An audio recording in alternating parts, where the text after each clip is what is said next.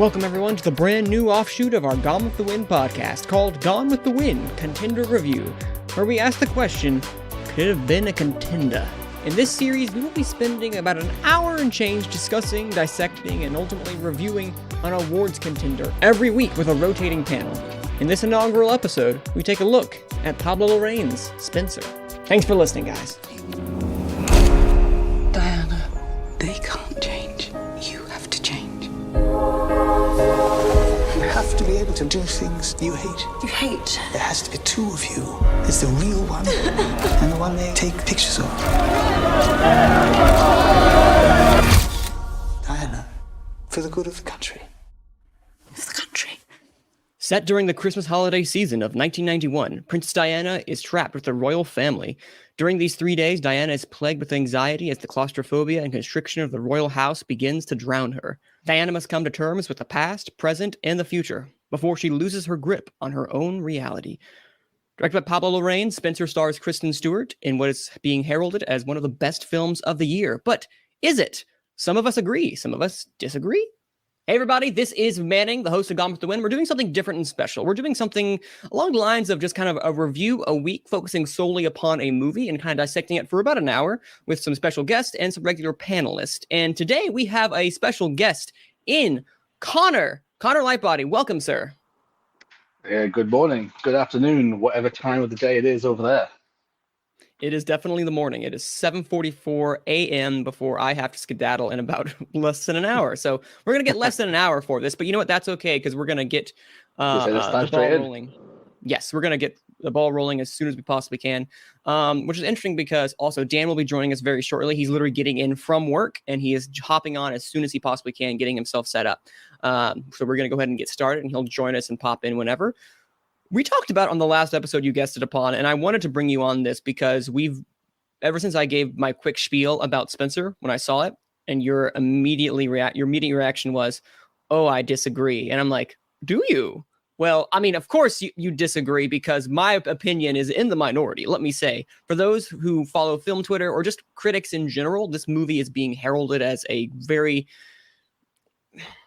film. As a great film. I was about to say God's gift to cinema, but people aren't saying that much so, but still it's being heralded as a fantastic film and one of the best of the year. And Connor, you agree, correct? I do agree. It's currently my favorite, potentially tied with Titan, frankly, but I've only seen either one once. One disturbed me to no avail and the other one was Spencer. I wonder what that one was. And Dan, you have finally joined us. We went ahead and got started, but it's only been 2 minutes, so you are just in time, sir. Yeah, I had a little bit of computer problems. Ugh, we hate technology, and we love it at the same time. So Dan just got back from work, so he is literally incredibly tired. So we appreciate Dan joining us for this less than about 45-minute discussion on Spencer. We're doing something different, as I said. So Dan, again, one of our regular panelists of Gone with the Wind. Welcome, sir. I was just telling Connor over here, I'm in the minority, of course, in my thoughts upon Spencer, which I didn't really care for all that much. He is someone who calls it the best film of the year. Dan, I know you recently saw it as well, and you were in the positive side, correct? Yeah, I am on the positive side. It's not the best film of the year, but it does have one of the best performances of the year, maybe the Oscar-winning performance of the year. I myself, just by a nudge, give it to Jessica Chastain for The Eyes of Tammy Faye as of right now. I mean, that's how close these two are. There's just one subplot or subtext or something going on in this movie that just knocks this movie down a little bit for me. That's why I gave it 4 out of 5 stars and not 5 stars or 4.5 out of 5 stars. It's just, but Kristen Stewart, wow. I've been singing her praises for years. Decades. This woman has been a great actress. Into the Wild, I saw something in her and I said, she is going to be a star. Then her next big thing she got was Twilight. And then everybody shoehorns her and Robert Pattinson into this Twilight thing. And they don't realize what phenomenal actors these two are. I Agreed. mean, Personal Shopper, Clouds of Sils Maria. I mean, Kristen Stewart is amazing. She was in a horror movie last year. Underwater. Underwater. Oh, She was great. That was fun. I loved Underwater. I mean, she played what's her name in a biopic, a different biopic, last year as well. Seberg? Yes. Not as good. I'm currently doing an essay on Kristen Stewart, so. Oh. Yeah, not Seberg. I was looking forward to Jane Seberg, the Seberg movie, because I was watching some of her movies, Breathless and things like that. Not as good. She is phenomenal in this movie. It's just the plot. And I don't know, maybe it's like a docu kind of where they get firsthand accounts of her state during these 3 days in this movie from the main three people, because you got the chef, you got the dresser, and then you got Sir Godfrey, or what's his name? Sir Godfrey? I can't remember. Timothy Spall. Timothy basically. Spall. So I'm wondering if that is where they get the firsthand account of what her state during these 3 days was, or was this a reoccurring state that she was in? And that was the only thing. I just don't believe some of the things that they profess in this movie. Well, it's not supposed. Sorry. Go ahead, Connor. I'll let you finish. But okay, we know the documented eating disorder. We know that's documented. So that I was all, Now in the 80s, did they have medical documentation of depression and anxiety? That's what I want to know back then. That's part of the movie. That's not her performance.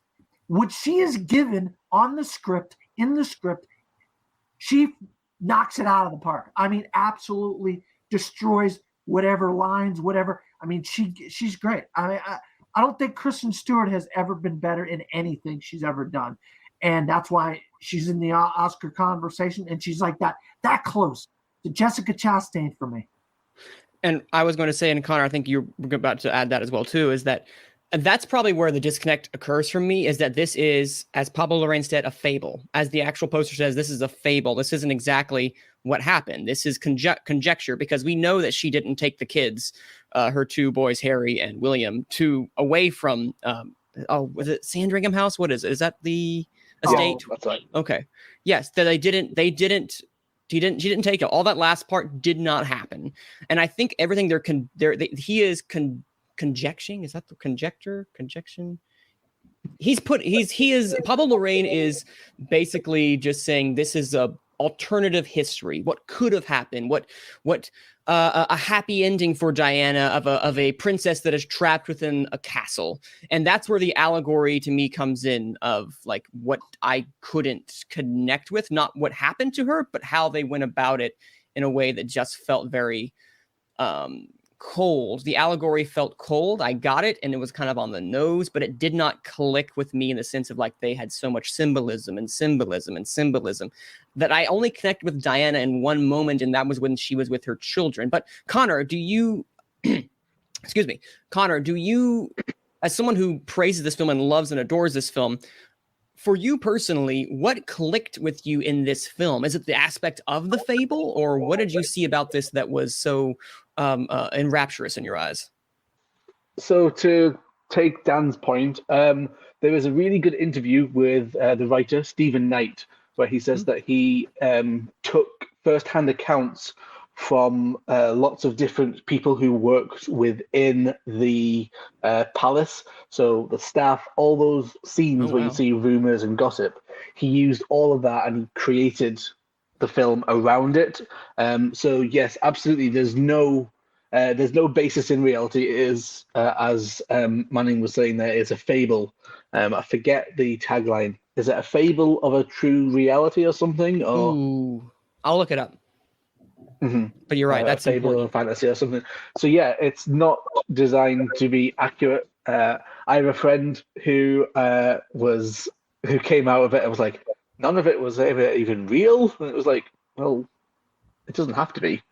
But that's where we get into the whole debate about biopics or however you pronounce it. How accurate do they have to be? Side note, I saw King Richard last night, and I was quite impressed by how accurate it was. It's far too long, but that's a whole different podcast. If you ever do King Richard, I'd love to talk about that. We'll be doing King Richard. Yes. Oh, for sure. I really liked it. But yeah, got sidetracked. Sorry. It's okay. In terms of Spencer, I've completely lost my place.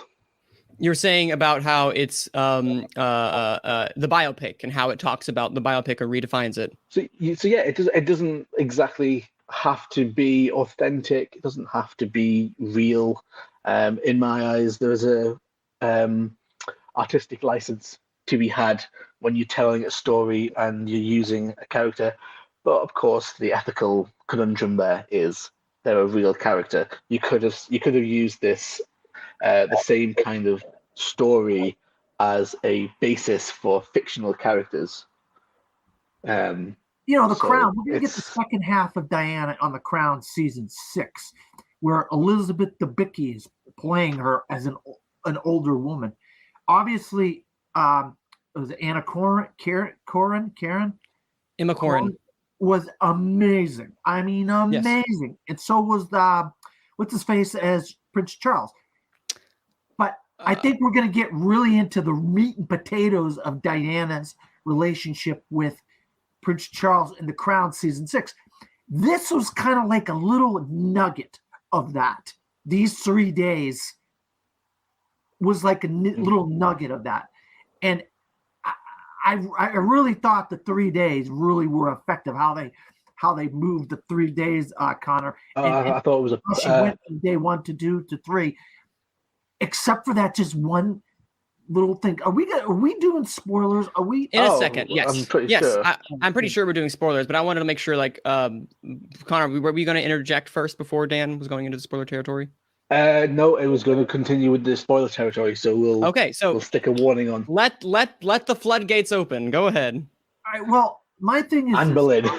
My thing is, I just don't believe this whole thing with the other Boleyn girl, Anne Boleyn, in the book and all this. This dreams and stuff, and she's seeing like ghosts of Anne Boleyn. I just can't buy that. I did not buy that whatsoever. Everything else in that movie, I bought 100%. I just cannot. I'm in complete agreement with you. The Anne Boleyn stuff does not work. Not completely in principle. It completely works. You've got Diana and you've got Anne Boleyn, who are both martyrs. But yeah, the execution was not. The execution was not on point. And that's what I was going to say is for me, before I do want to get into some of the positives, because I do have positives as well, too. I'm not saying it's a bad movie by any stretch of the imagination. I think it's a really well-crafted film. The crafts are spectacular, ranging from the cinematography to the costumes to the set. There is amazing intention from Pablo Larrain. He knew what he wanted to do in his direction. I commend him because he had a vision and he went with it. And I can't say anything bad. Well, I can't say things bad about execution, but from his vision and the standpoint that he had, if someone swings and they misses, I give them full credit for swinging when they missed. Even if in my point, if they're swinging and they're going for a home run and they get like a double or maybe even a single, they tried, and I give them massive props for that. For me, you're right. That's where, to me, the movie gets bogged down in its over reliance of symbolism, to where I did not connect with. I said it was the one scene with her kids. That is the one time I connected with her. And the only reason I connected with her further was with Kristen Stewart's performance and just being able to have that almost this vulnerable Diana. We got to really see her. A lot of the close-ups that we had and the intention behind that made me connect with her. I wish that I had more time because we focused so much upon the anxiety and having that feeling kind of displayed. Because basically it was a display of what it was like living in this house with them for 3 days. And we got to see that side of her, but we didn't get enough sides of the warm person that she was, because she was a vibrant and deep human individual with lots of depth. And I wanted more of that. I don't know if it's because I just watched The Crown and I've seen lots of stuff with Princess Diana, thanks to my girlfriend, because she's a huge Princess Di fan. I myself just wanted more of that. And maybe that's just me as a viewer. I have particular tastes, and the way that he went about it, he got so caught up, Pablo Larrain, in my view, of the symbolism. And yeah, we had the Anne Boleyn girl, we had the pearls, we had the actual place itself, we had the clothes on the scarecrow. There was just so much that I feel like we could have spent more time with Diana and her interacting with I guess other individuals, because it felt like the sole purpose of these individuals was just to console Diana or to combat her, which I guess at the end of the day, that's what he was going for. And I don't fault him for that. He had that direction. It just did not connect with me on an emotional level because everyone felt kind of very thin from character standpoint. They had one purpose, and that was either to make food, like the chef was for Sean Harris, who is great, by the way. Sean Harris is great. The acting in of itself, I will not fault whatsoever. Timothy Spall's character, to which we find out later, I believe he did put the book there. Spoiler alert. And then Sally Hawkins in a very much her role. I don't know. The moment she started imagining her there, and it's like and they started to imagine the Anne Boleyn girl. That's when I was starting to have the issue of like, so what are we trying to imply? Is this just the fragility of her mental state where she's seeing this? Because I don't know. It's a very artistic license, but then you're getting the idea of like, okay, so what are you implying with Diana that she's now seeing things? It's just kind of like is this very artistic driven? I don't know. The movie just had so much to say and so much to stuff in that to me, it got lost on the fact of who Diana was, just instead of just a feeling that she had, if that makes any sense whatsoever. I don't feel like That makes complete sense. I'm not in disagreement at all there. I think it does lose itself as it's going through. I would say that it's very difficult of a film that wants you to connect with all these intimate close-ups of Diana and Kristen Stewart as Diana, of course, but it wants you to be completely claustrophobic and make her feel that she's in this establishment, this gargantuan building that is so cold, so many rooms, and she feels lost. So it's difficult to try and get both the feeling of how that tiny feeling, and the claustrophobia. So it definitely I liked how it balanced the two, but it definitely it does seem that the two clash.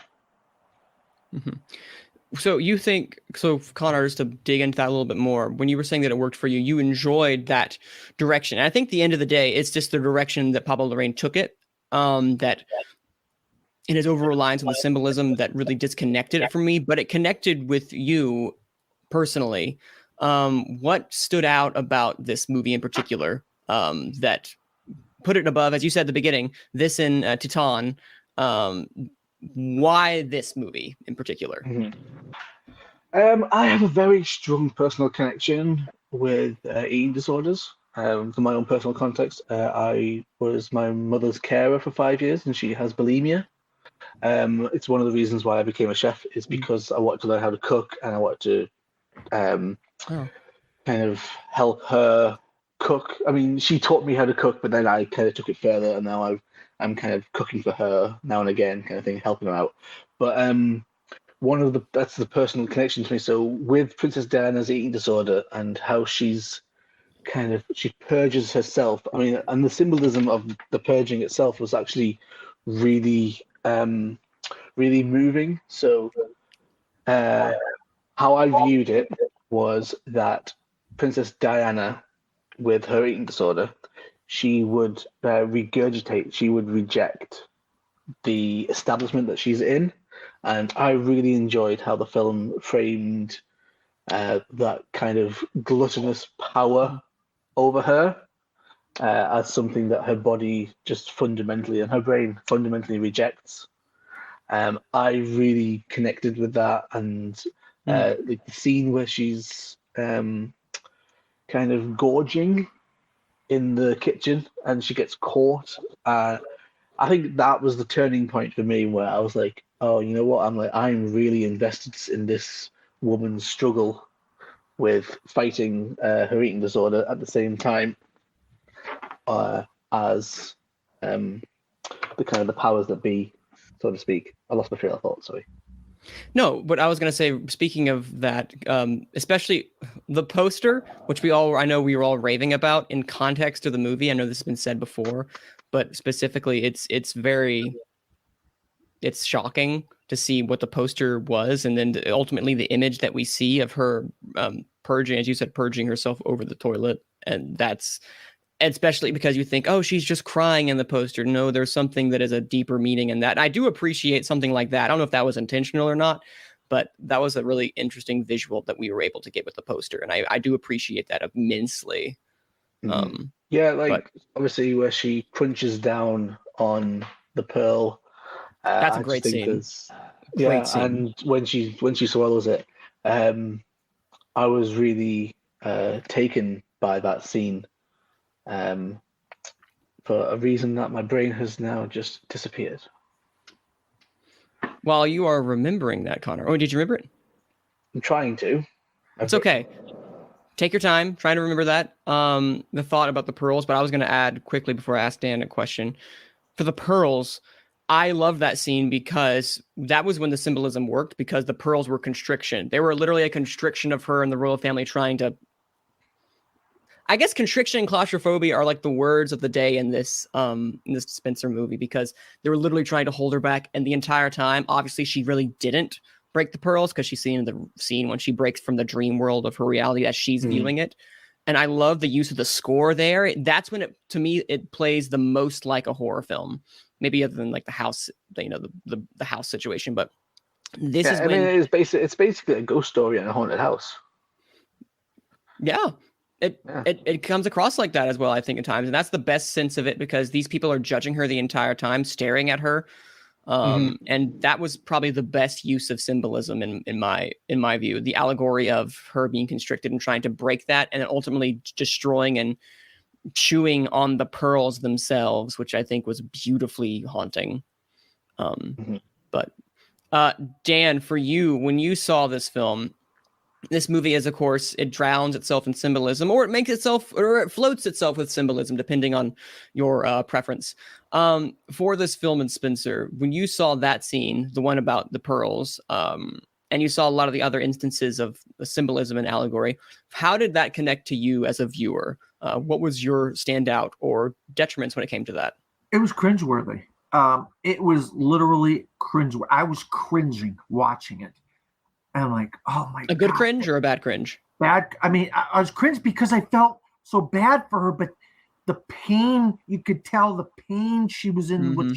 She wanted to lash out at them so much that, I'm going to chew the pearls. I'm going to break the pearls. I'm going to just show them that, God, I hate them. And that table, that dinner scene was just, I mean, that score by Johnny Greenwood, oh my God, it kept ramping up and ratcheting up. And it's like, and all those scenes that she was having, the anxiety, the depression, the eating, you could see the score just go. And then when none of that was going on, the score just kind of almost went away in a way. It went real low, but almost went away in a way. And it's like, it really did feel like a horror movie. I mean, you made a very good point there. I didn't even think about that. It was she was in a horror movie herself, what she felt like she was dealing with. And then for Camilla to be at the church, and it's like, she doesn't need to be reminded that he's not in love with her. He's in love with somebody else. And that no matter what she does, it's never going to be good enough for them. And the only person the paparazzi are after is her. And it's like, it's one thing after another for her that she's dealing with. And it really is a horror movie. I mean, Pablo Larrain really kind of crafted this film as like a horror movie. A 3-day, she was in that haunted house, that manor, that I forget the name of the house that she Sandringham House. I've been, it's really nice. Yeah. And is this, it's open to the public. It's not like a privilege thing. No, you can literally go in and visit. And I love how she gets lost and she needs help, and they're like, it's like this big deal that she gets there after the queen, and she gets to the dinner, the family portrait after the queen, it's like no matter what she does, it's never going to be good enough for these people. So, as someone who has not seen Jackie, full stop. Have you guys seen Jackie? Correct. Mhm. I have. I don't really remember it. It didn't really connect with me. So Well, Okay. the thing about Jackie in So this I was is- just going to ask, compare. How do these compare for both of you, if for your call? Because I know it didn't connect with you, Connor, Jackie, but for Dan, how about you? Oh How does my that compare? God. Natalie Portman. Oh my! What a portrait of a just damaged woman who was just damaged by what had happened, and how she just went into a state of depression when that happened. Because I mean, they were like, okay, people. I don't know, Manning. You should know this. The Kennedys are like the royals of the United States. The Yes. Kennedy family, they're like our Windsors and whatnot. Any of the Kennedys, any plane crashes or Chappaquiddick, this is our royals. And how Larrain, it was so prophetic that he would do Jackie Onassis and then he would do Diana Spencer, and they're kind of like parallel pieces of art together of two women who were just unrelentingly tortured by paparazzi, by what their husbands were doing, and they just loved their children, and no matter how much they tried, it was never going to be good enough. And it is very prophetic that he chose to do Diana Spencer after doing Jackie Onassis. These are parallel films. They really, I recommend watching them both back to back again when they're on, if you get them on either streaming or physical media, Blu-ray or 4K. And because you'll be, oh my God, this is so, because it was 5 days. Jackie was 5 days. She was dealing with the death of her husband 5 days after. The movie frames that in 5 days, correct? Yeah. Yeah. And then this is 3 days of her at Christmas during a family gathering and she's just ostracized in this family. Yeah, it's basically the opposite. So Jackie frames it 5 days after the assassination, and Spencer is framed 3 days prior, probably a month prior because it's a long process, but before she divorces Charles. Yeah. So obviously you Charles got that is look obviously. of Charles. You got the look of Charles like it's over at that moment, right? That last look of Charles. I don't think he has much choice in the matter there. Huh? No, he didn't. I was gonna say he didn't have much choice. Yeah. Well, yeah. I guess you're right. It was definitely over. So then what I was going to add along the lines is I want to take a second to give. I think we're all in unanimous praise in Kristen Stewart's performance. Yeah. I think we are all in unanimous, and I think most people who see this will be like, because the first thing I thought of, besides like, wow, I'm sad I didn't love this movie, was, wow, Kristen Stewart really knocked it out of the park. Truthfully, she basically, one thing I wrote in my review that I wrote is that she begs your attention. She begs the viewer's attention because if you don't look, that she will disappear completely. She will disappear from view, and she wants you to look. She's begging you to see her because the royal family does not see her.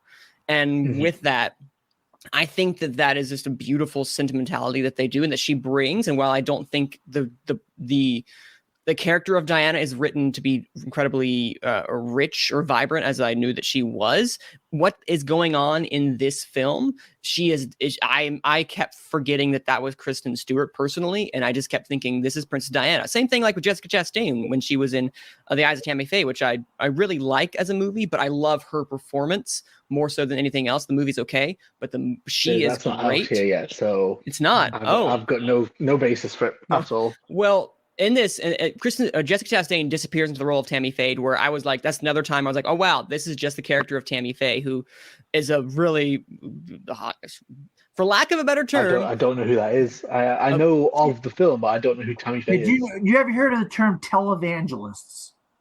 Nope. Okay. Big thing here in the States. The home of televangelism, right where Manning lives, North Carolina. North Carolina. It's religious people that get on TV and sell people the word of God for money. They're called televangelists. I can't think of anything worse. Yeah. Oh, these yes. people are bad. No shade on religion at all. My issue with religion is the whole push your beliefs onto others.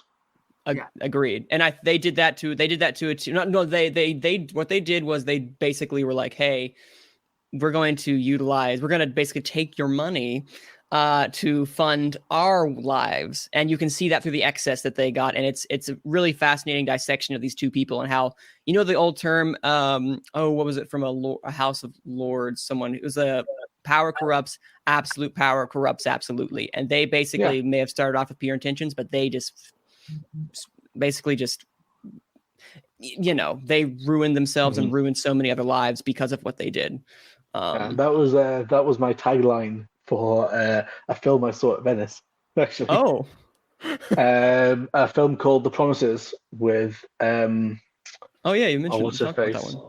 Oh, I know who you're talking about. I never got a chance. I didn't have much time on that pod. No, a good little film. It was about a politician who decides to change her mind about resigning because she wants to keep going and she wants to keep the power. And when I wrote my slightly drunk review of it, it was absolute power corrupts absolutely. And yes, so true. Anyway, we are massively sidetracked from Spencer. So Kristen Stewart, fantastic. Connor and Dan, first Connor, then Dan. Tell me your praises on Kristen Stewart, because again, I think we all agree. I don't know if she'll win the Oscar. She needs to continue that momentum. I don't think I hate saying things are locks. I think she's a lock for a nomination, but I can't say she's a lock for a win just yet. And I think that her performance is what elevates this movie fantastically. Because Connor, I know you said that her accent, as we talked about prior, is not perfect, but it's really good. And do you think she manages to capture Diana well? So for me, her accent, it's a bit rookie in the first few minutes. Whether or not that was just my own perceptions and my kind of acclimatizing to her. But it was about maybe 10 minutes in, just you kind of get lost. It's not Kristen Stewart anymore, it's Princess Diana, and you just kind of forget to focus on the accent. You just kind of embrace it. She just becomes Diana, as much as I'm aware of what Diana was. Like, I cannot say for certain, she becomes Diana. I wasn't born at this point in her life. I'm a 94 kid. So in 1991, I wasn't even a glint in my dad's and mum and dad's eyes. But from what I have gathered from images and the occasional video, she does seem to exhibit the same mannerisms. I am well on board that I really loved her performance. In terms of accuracy, I'm not in any shape or at liberty to say, she completely invokes the essence of Diana. I'm like, when I read that, I'm like, okay, did you know Diana? And it's like I would go with that if it was a review from Harry or William or someone who was personally connected. It's like, I think it's a common trait in reviews of biopics where it's like, you become the person. It's like, you didn't know the person. You performed the idea of them very, very well, but becoming them, you didn't know them to say you became them. Like, tangent, sorry. No, that's actually very perceptive, honestly, because I actually used that in my review. I used that she had become, I don't know. She was Diana in my mind. And that's very true, because we don't know her. There was no shade. There was no shade at all. Oh, no, absolutely. But you're right, because we don't know her. We know who she was from the videos we've seen, from the books we've read, but we don't know her as a person. You're right. So I guess the better thing is, from the public perception of who this person was, we saw they transformed into this person to the point to where we forgot that they were the actor. They disappeared into the role of what the public perception was of Diana. I think maybe that would be a more fair I would agree. Fair description of it. So, Dan, for you then, you had mentioned prior about her Oscar chances, but for you, the performance you had mentioned and given some praise, and I think we can all, again, are all in agreement of just the phenomenal work that Kristen Stewart did.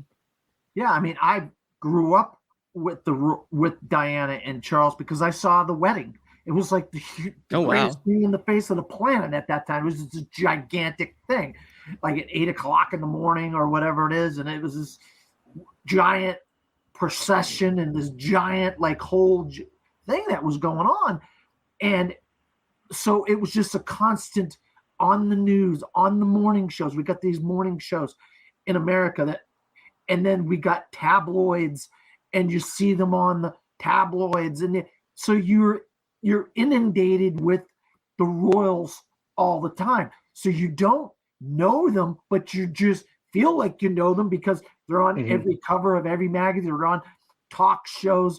When Queen Elizabeth comes to America, then Charles will come to America. So you get the cameras, you get the paparazzi. Like it's like they're a movie star. Charles. Yeah, the royals are celebrity culture. Yeah. Like, and so Timothy Chalamet. Sorry, Timothy Chalamet fans, love yous. You're overwhelming because you think you know this person, but you don't. Scarlett Johansson fans, like, yeah, she's a good actress, but the people who praise her as the second coming of actresses, I don't know what I'm trying to say. I know what I'm trying to say, but I'm not getting it across. It's more. It's okay. You got it, Connor. You got it. So what I'm trying. I hate my brain. I hate my brain. What I think you're trying to say is that they don't really know who it is. Even if they're massive fans, they don't truly know. They're movie stars, and you see that persona. Is that what you're saying, or close to it? Yeah, kind of, mostly. Mostly? Okay, well, correct me if I'm wrong in the next little bit. All right, but the bottom line here is this, guys. This is a 3-horse race. Whoever, I mean, unless somebody... Wait, 3-horse? 3-horse race. I still think this woman right here has got a shot. But I think the movie's coming on. The only other person that could sneak into this conversation is Nicole Kidman. And if you looked at that trailer of Being the Ricardos, she's not even in the trailer. They're hiding her. Are they waiting to spring Nicole Kidman on us, or is she that bad? And then we stick to this 3-horse race. Or is it a 2-horse race? I think I it's a 2-horse. If Jennifer Hudson is nominated, present moment. Yes. If she's nominated, it's going to be more like we really like your performance. Ta-da. But I don't think it's going to, I don't think it's going to translate personally for me because I've already forgotten about her. When you said 3-horse, I'm like, who in the world is the other person? Oh, I could be wrong. For all we know, they could completely push her at the last minute and be like, hey, look at Respect. She is. I was going to say that's the first time we've actually mentioned the movie. She is. For the audience, they've got no idea what we're talking about. She is Aretha Franklin in Respect. I mean, to me, Jennifer Hudson is Aretha Franklin in Respect. I know it's not about Spencer, but I think people would be amiss if they weren't including her in the conversation. That's just my opinion. But like I said, a little bit for Jessica, then Kristen, then J. Hud. So what I was going to add, because we have to wrap up right here now, is final thoughts. Connor, what was your overall impression? Give me into words. You wrote a fantastic review. Tell me your final thoughts on Spencer. And as a film, you said it's your best of the year. Where does it rank so far on your plethora of everything?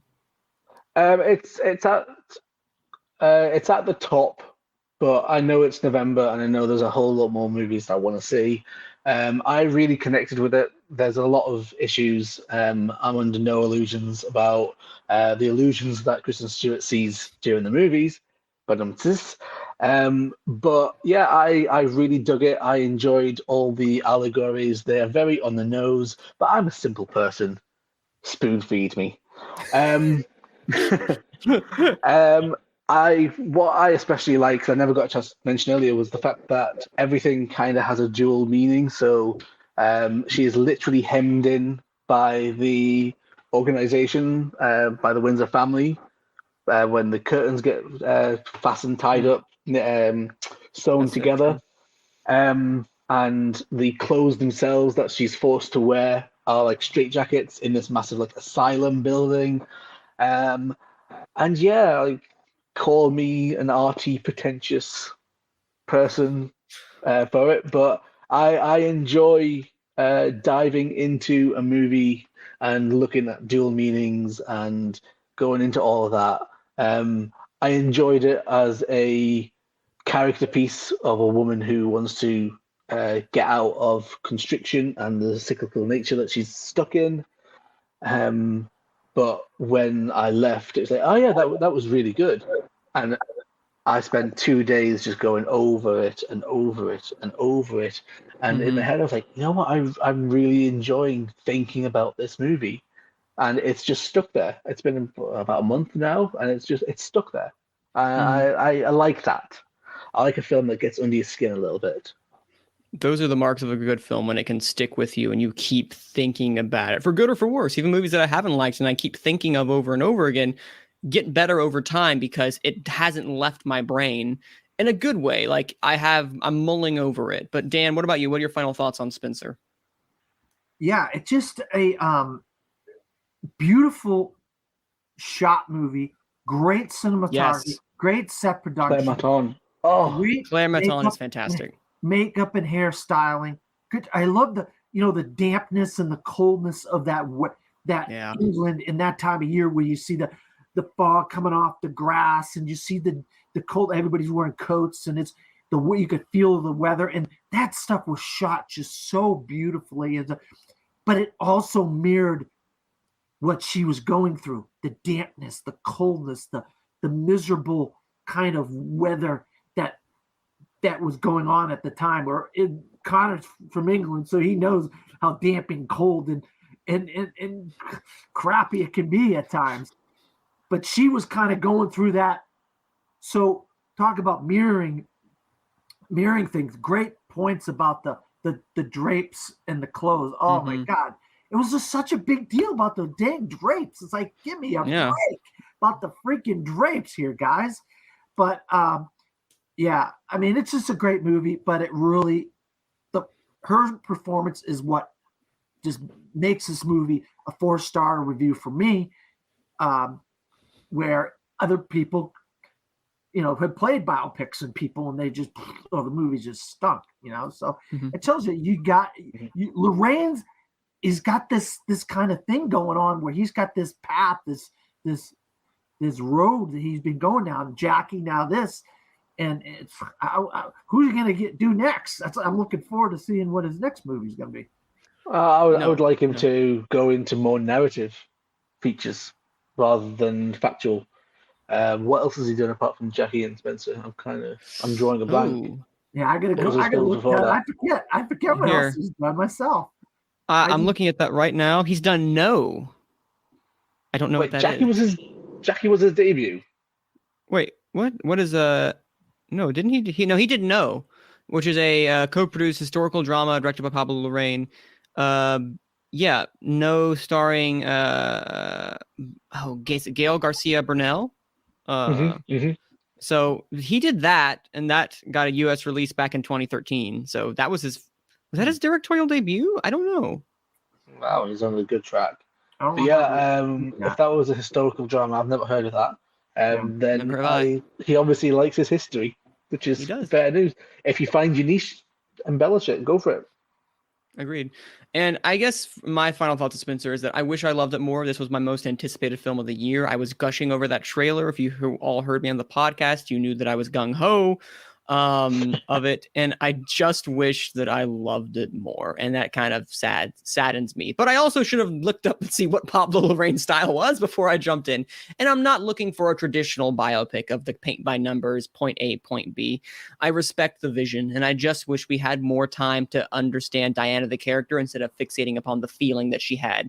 But that's just my preference, and the fact that it didn't speak to me is mine at the end of the day, because I am in the minority of not loving the film, or at least liking it. I respect it more than I like it, if that makes any sense. The respect the vision. Yeah, you're preaching to the choir about respecting but not enjoying. And I just wish that I'll give it a second chance when it comes out. Oh, it is out here, but there's a lot of other movies I got to catch up on too. When it comes out on streaming, I'm going to give it another chance because it deserves it just from her performance alone in my mind. Is it great in my mind? No. But y'all disagree with me, and that's okay because I think the best reviews or the best thoughts come from films from people who disagree and respectfully disagree and tell each other why a movie worked for them. And I'm glad it worked for y'all, and maybe it'll work for me on a second viewing. We'll see. But Kristen Stewart's phenomenal, and that cinematography, I do want to highlight that temporarily because you are absolutely right, Connor. That cinematography, Claire Maton, is it Maton or Mathon? Dan mentioned it. Oh, Dan mentioned it. Okay. I never got a chance, but yeah, Dan mentioned it first. So it's the Claire Maton or Mathon? I can't remember. Is it, how do you pronounce it? She's French, so we'll go with the sharp T, Maton. Okay, Maton. So Claire Maton's cinematography has this beautifully soft, but also ghostly appearance to it. And I just want to highlight that. It's so good. Will it get nominated for cinematography? Maybe. It depends on how good. If it doesn't, I'm going to riot. Oh, God, no, Connor, please, no. I don't. Category this year, guys. It's a tough category in cinematography this year, especially. So maybe if they we'll have to really love we'll Spencer. Have to do, I was going to say, Manny, we'll have to do a podcast on it. But what would your top, let's say, 3 be films for cinematography this year? That are going to get nominated, or that I believe to be the best? Believe/should be kind of all-encompassing. Oh, Dune cinematography is just like this. I adore. I think also from what I've seen, I might put Spencer on here. I don't know yet. Off the top of my head, I need to just like think on.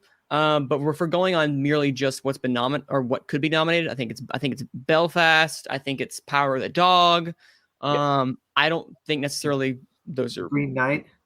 Green Knight. That has great cinematography. I don't think it's going to get nominated, but I love the Green Knight cinematography. But I mean, it's some of the best of the year. It's fantastic cinematography. Off the top of my head, I'm trying to recall some of the other ones that we have going for it, but I can't. I'm blanking at the moment. Alley, or whatever it's called. What was Nightmare Alley looked great. I haven't seen it yet, but it looks great. Yeah. The Joaquin Phoenix movie, Come On, looks great. That's another one. They love their black and white. Yeah, they do love the black and white, but their black and white film is going to be Belfast this year. Yeah, this is true. Good point. You're absolutely right. I'm trying to think of what else.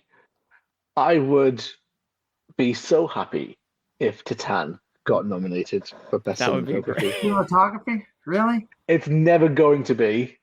But I would be ecstatic. I think One Night in Soho is another one. I mean, that would be amazing if that could get into cinematography, but it ain't getting into cinematography. It ain't getting into anything, probably. Mm-hmm. You know what else we're going to say? The Tragedy of Macbeth. Look out for that. Oh, there's 3 black and white films this year. There are 3. Yeah. So look out for one of those. One of them's at least making it in. That is 100%. It's going to be Macbeth and Belfast. So there's 2 guaranteed. Spencer and Power the Dog, I think, are also. I hope, and then 80 to 85% locks. Actually, I'm looking at my predictions right now. It's Dune, Tragedy Macbeth, Belfast, Spencer, Power of the Dog. That's the 5 that I have right now. There you go. So. Yeah. So Spencer's got a legitimate shot. So it does. If they love the movie. You're on point. If they love the film and they're like, hey, we do want to give this more than just Kristen Stewart or like costumes or something. We want to give this something more below the line or even above the line. I think that Spencer has a legit shot. But we got to wrap up now because I'm going to have to skedaddle in the next few minutes. So Connor, where can the people find you? Thank you for joining us here today. Where can they find your fantastic review for Spencer? And of course, where can they find you in particular? Well, I am Calbody on Twitter and Instagram, but Instagram is mainly for my foodie stuff. Twitter is my weird ADHD ramblings. And in terms of the Spencer review, it is on a website called CineChat, which I was lucky enough to write for. And I'm very proud of the review. So. That's what made me want to bring you on because I did see your review and you did very well. So also we had a disagreement at the podcast and I wanted to dive into that even more. So I'm glad you were able to come on here last minute. I know, but thank you again for joining. And Dan, where can they find you? Well, I write for And your great review as well. I literally was looking at your review. You sent it in the chat a few minutes ago. I want to say another great review you guys should check out for Spencer. Yeah, I write for a website called disappointmentmedia.com here in Orlando, Florida. But I do have a blog called FromTheFourthRow.wordpress.com, where when I don't write for disappointmentmedia.com, I write on my own blog. And that's why I posted my review of Spencer in our personal chat here, so these guys could read it if they were interested. If they want to, talk about something I wrote in the review. And I do a couple of YouTube shows too. They're on hiatus till next year. But my name, Dan Skip Allen, on Facebook, Twitter, Instagram, Pinterest. Yeah, I do Pinterest. What the hell? That's the spirit, Dan. And you can find me. Got a LinkedIn as well. You got a LinkedIn? Give us that LinkedIn, Dan. Letterboxd. Oh, Letterboxd, of course, yes. Letterboxd, you can come and argue with me over my disappointing rankings of films. That's what they're at the end of the day. That's what Letterboxd is, isn't it? It's a disappointing ranking of films people will disagree with. But you can find it's just a diary. Yeah, exactly. You can find me at Twitter Twitter. What is my accent today? You can find me at Twitter at Cine_man. That's CINE_MANN, as well as reviewing movies once a week or maybe every other week for WFMY News 2 here in North Carolina and the Triad area. As well as you can find me here hosting Gone with the Wind. You can find us on Apple Podcasts, Spotify, wherever you can get your podcasts, including Anchor. There are lots of other ones, but I can't think off the top of my head, as well as Take 3 Productions YouTube channel where we have the audio there. Again, we'll do some possible live ones in the future. We'll see. But thank you guys again, Connor and Dan, for joining us. This has been a review for Spencer, a movie that we have thoughts and opinions on. But don't we all for almost every single movie? But this one I'm glad we were able to talk about because we had stuff to dive into, and I'm excited about that. Thank you guys again for joining us on this review for Spencer, and look forward to our next review with Gone with the Wind.